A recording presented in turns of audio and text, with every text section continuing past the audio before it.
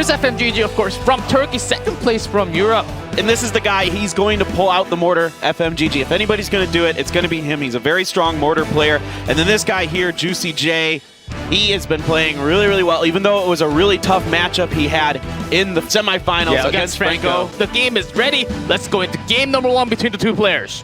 All right, let's see what they want to bring here. Now, JuicyJ made his bread and butter here by playing Sparky and Lava Giant to get to this tournament, but that hasn't proven to be as strong here because of the prevalence of Lava on decks. It's a lot harder to run the Sparky deck if your opponent is running Lava on the tombstone here. From JuicyJ, kind of makes you think it might be Lava on the Nautilus. And now there's some graveyard. We saw a few more attempts on the graveyard coming out in the semifinal, and it can always happen with the poison. I think there's a lot of chance of FMGG. Yeah, when the Ice Wizard from JuicyJ makes you definitely feel like more like it's going to be that Royal Giant, very infancy, with the tornado as well behind it. But maybe not here. The E-Dragon, we did see a version of the Royal Giant with the E-Dragon though the other day. Yes, and it signals somewhat more of the golden at the same time. We'll have to see until the very end. We had a really heavy one. The point is, before that double elixir time, you can't really take too much damage on your tower. Before now, but there's playing a little bit soft, a little bit slow. There's waiting for that big action at the double elixir time. Right, you don't want to reveal your trump card until you actually have to. There's going to be the Royal Giant here. He's got the pretty healthy E-Dragon here to buy some time. There's an allocate. And it's the RG, a few shots, not rolling down the Rascals. Great radio, even the E-Dragon and that chain lightning into the tower. Oh, this is huge. That's 5 big shots from the Royal Giant. Make it 6 to bring the tower down to 491. One attack at 2,000 damage into the bottom right. That was crucial. Getting everything together near that tower, making sure all the dragons are doing the work. RG was safe. I mean, if that happens once again, FMGG's intro, that's going to be tower down if it happens. I love the choice of bringing Fireball here as your spell. We've seen a lot of barbarians and other units that the Fireball is very effective against. And here's a cannon card now. This definitely makes us feel like FMGG is going to be doing graveyard here. So kind of tricked it going to the other side, but it's on the left side with the Ice Golem. Few skeletons are connecting, but not really doing too much damage, only 200. Once again, the Ice Wizard proves to be a very effective unit against the graveyard. We've seen that a lot here in this tournament so far. Oh, RG's on its way. There's one more shot. It was going to be towered down, but not close enough. There's a counter graveyard now coming up from FMGG. Oh no, the Goblin Brawler is locked onto the Ice Wizard. It takes him down. So a bit of damage being done by these skeletons. The Barbarian Barrel comes in a little bit late, cleans it up, but quite a bit of damage done. Oh yes, this time the Princess Tower was locked onto another unit. Comes RG once again. Cannon card to respond. The cage has to come down to defend it.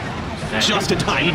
But it won't be too little too late. That tower's going down. There's only 5 seconds left. The cannon card gets distracted. And this will be game number 1 going to JuicyJ. We are going to jump into game number 2. We'll see what kind of changes FMGG wants to make. We are not stopping. We are not waiting. Just go straight in. It's game number 2, guys. Already FMGG's got to have a big comeback here. Best of 5 to 2 players. Alright, so there's a Musketeer here for FMGG. Once again, the Fireball being brought by JuicyJ. We get that Musketeer to the point where anything that touches will damage. Here's that mortar we were talking about earlier from FMGG. Yeah, here we go. We do have it. And RG's going to take a longer time to take care of the Waddles after those bats, which lead it instantly by the Ice Wizard. Alright, the Valkyrie comes down here, pretty decent counter. 2 Royal Giant and Ice Wizard can catch everything that's punched up behind the Royal Giant. Still gets a few shots in. The Valkyrie is cleaned up by the Valkyrie. Yeah, we'll have the Hog coming out as well you use, I guess, even in group stages. And that's what FMGG was really known for. With that Valkyrie to go straight into that tombstone, what follows after. It's a great Fireball hitting both Hog and the Musketeer in the back. A sick Fireball there from JuicyJ. JuicyJ is playing the exact same deck to say you have to beat me at my own game, at my best deck, the one that he's been playing throughout this tournament and having a ton of success. And Fireball is the key here. I think you really pointed that out. And if you really got it, you can hit that Hog and the Musketeer like that edge of that Fireball, you're so good at your game, right? You get so much value out of that Fireball, you can hit more than one unit with it, and it's just so powerful against units like the Musketeer. And then just leave with a sliver of health after you hit that. Not really do. It's far too much. RG's getting another shot. Second one comes in. The second one does not do damage to the Musketeer, but that was still a worthwhile. Doing some damage to the board. Doing a hit to the power. And it's a smart change up here by FMGG because he lost some health on that left-hand Princess Tower. Moving over to the right side, you're able to kind of balance the damage between the two. Try to find a way with this mortar to crack the defenses of JuicyJ and try to get that RG to be worthless. And then after the Fireball, surprise attack onto the left with the Valkyrie Hog just going straight marching in. This is going to be a whole lot of damage to the left. Yeah, the snowball is coming in as well to knock the units away to give that Hog an extra hit there. So 1244, but immediately countering with the Royal Giant mortar down for defense to try to distract. Yeah, the mortar, even the tornado to get those out of the way, even with the trying to chain and do a lot of damage. RG is still okay, but gets removed by that Valkyrie. Swing at the end. Here comes the Hog once again. Yeah, some great changes up here, and there's that Earthquake to eliminate that tombstone. The Hog's gonna come in and get one more swipe, just barely, I believe. There, the Bar Barrel tried to get there in time, but it was just a little late. Yeah, just a little too late, but down to 797, and it's gonna be FMGG really trying to hit that left side for sure. JuicyJ's got that tombstone, but Earthquake will be a big problem from now on. And the big change here so far from FMGG is using the mortar purely as defense to set up the Hog for offense. And look at this, it's even getting through and getting one more swing with all those slows and stuns. I know, slows and stuns, and tornado is not enough to stop that Hog, and 2 more hits will be GG. So JuicyJ going strong with that Fireball this time, getting the mortar out, but bats in the air. Take no damage from that RG. It's just too much there with all those bats alive. They do so much damage so fast. Once again, the Earthquake comes down with a nice tornado here to pull the Hog to the other side. Lovely tornado at the end. JuicyJ's getting close, but still did take some damage from the Earthquake. You can't stop that Earthquake damage, and you has 2 more minutes for FMGG to chip that down. JuicyJ needs to go for an attack right now. Right, here comes the Fireball. He's trying to find a way in the mortar. Desperately placed with the bats. Once again, doing the dirty work here, taking that RG down before anything else can come in. Yes, exactly. 1 more damage on that tower with that snowball doing 56, and that's a game coming back strong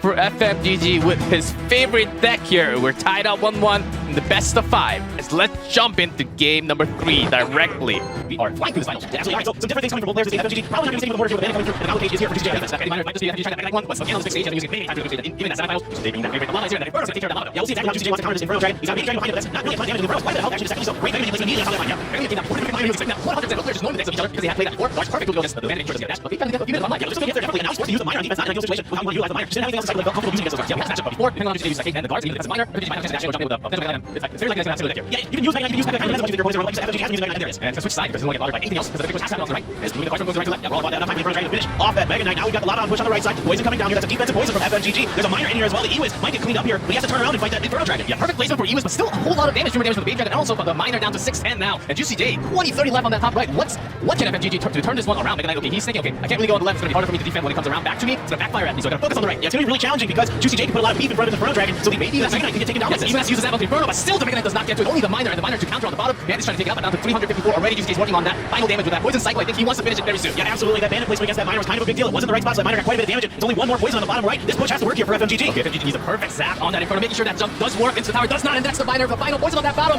JuicyJ is going to take game number 3. WCG 2019, potentially the final game of the finals. Exactly, could be match point. Minor comes out right away on the top right-hand corner here on the Princess Tower. Good Mega Man coming in to limit the damage there, of course. In the beginning of the match, your opponent's radio, your opponent's Minor out in the outer corner of the Princess Tower, so it's okay, into the King Tower activated. But now we're going back to the Goblin Hut. This is another deck we've seen quite a bit in this tournament. Most likely there's going to be Royale Giant with Arsenal very in this tournament. It's exclusively Royale Giant. Yes, especially from JuicyJ too. And as long as you have a good setup with that hut and even the furnace later on, look at that. Those stars just keep on attacking, and that furnace all the way up to left to get some damage slashes into the Eva. It does not go in at all. There's that Barbarian defense. Yeah, the Barbarians come down with the stab down here. There's a lot of damage being done at that top left Princess Tower. You can see JuicyJ kind of forcing a little bit. He doesn't have any answer. That's going to get the tower now. Not even in 1 minute mark. FMGG comes back really, really strong right now. JuicyJ is in trouble. Even less space to put those Goblin Barbarians. It's going to be back now. Yeah, it's so difficult now for JuicyJ. And FMGG going into the well of Dax and successful for him in this tournament. He beat GH after losing to him in the first game during the group stage with this giant double Prince deck. Going back to it and already early in the game making it work. Oh, has that furnace about to notice that Dark Prince is going on to the left side. Is that diversion or is he going for that King Tower? Look, it's just in a spot where he can distract that Dark Prince. Good fireball here from FMGG, cleaning up most of those Barbarians. That Barbarian on the left, low enough that it will definitely not get to the Princess Tower. Oh yes, having some Spirit Goblins are coming down, doing some damage, chipping some damage to the units and the tower now, but still the Giant will be blocking all those damage. So JuicyJ's got to find a hole right now. There's that RG now. Yeah, just the Dark Prince here so far. There's a lot of units built up. The Prince on the left as well. So that RG gets dealt with pretty effectively here, allowing to clean up some of FMGG's units and a good fireball though from FMGG. Counter punch. That fireball takes care of a lot of units into the bridge there. Lightning to come down, but FMGG had a small zap. But still, that second shot of RG did go away. But only 20 seconds left in this game, and JuicyJ makes something happen. He's a miracle. Yeah, it's going to need something crazy to happen here. He needed that Royal Giant to get through. It is probably not with that Prince in the way as well. The Prince does a good job of limiting the damage from the RG. Only one shot will happen, and this looks like it's going to be FMGG's game.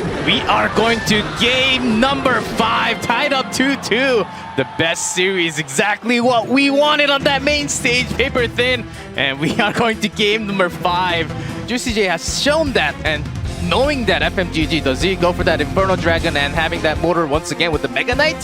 I think this is hard. This is hard to choose. I know. I think the two most likely decks to come out from JuicyJ are either going to be Cannon Cart Golem or Sparky Goblin Giant. And we are jumping straight into that final, potentially final game between FMGG and JuicyJ. Let's see who the champion is. Yeah, there's not time. We don't need to have a rematch. This will be match point. Counter Barbarians coming through an Ice Spirit here from FMGG. What exactly does that indicate? There's quite a bit that can come from the Ice Spirit, whether it be a faster cycle or it could also be the RG Ice Wiz deck that FMGG as well likes to play. Exactly what I was thinking at the same time. You beat me to it too. But FMGG did not really play that too many times, but it's in there. It's certainly in there with that quicker cycle with that Ice. I have to switch up with that Graveyard too, so it's a good question. JuicyJ's got a Cannon Cart coming down. Is that the only one? Are we going to see that big Rocky unit coming down too? Yeah, absolutely. This could definitely be the golden deck here for JuicyJ. It's been his go-to in clutch situations. It has worked very, very well for him. Let's see if FMGG can counter. It might not be gold, but most likely they occasionally see a Royal Giant with a Cannon Cart, but that's not as common, especially with E-Dragon. Was he just going back that E-Dragon? Could still be some Graveyard coming down from both players. That would be really cool. Graveyard Poison, that's another cool option here. He's just waiting out. Getting his win condition card, just having everything cycling out. The Ice Wiz getting out, getting rid of that Barbarian. E-Dragon's still alive. But it goes out. Could be double Prince Graveyard here for sure. That's definitely a possibility with the cards that we've seen from FMGG. And I think both players playing very cautious here, of course. This is the most important game of the Lightning here. Making that Cannon Cart doesn't get anywhere near the bridge and stuck in defense mode only. If you use that Lightning because it seems like JuicyJ has a golem, he's not going to play that before minimal like a minimal 5. And there it is after that Lightning zone. I think he goes straight into the energy. Rush up to the left. Alright, which one will work here? A Lumberjack is a great counter, but the Barbarian coming in here will help deal with that Lumberjack. Another counter Barbarian eliminates that Ice Spirit, but the Mega Minion is onto it. Quite a bit of damage done from that Royal Giant push. Alright, 5 shots onto that Princess Tower, but the golem is 100% HP before he crosses the bridge. Here comes the Cannon Cart. Along with it, you gotta stop that card and the golem here. FMGG's gotta have the defense. Mega Minions countering each other here, having used the tornado to back all this up, trying to get everything into the Ice Wizard's face.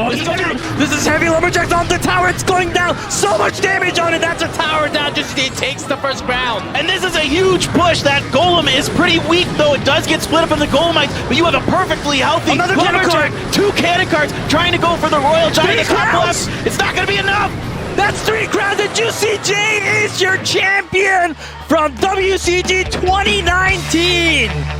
Wow, what a final game going straight in that golem. That's heck of a golem play. You got that strength, you risk it, but you take it all. That's JuicyJ.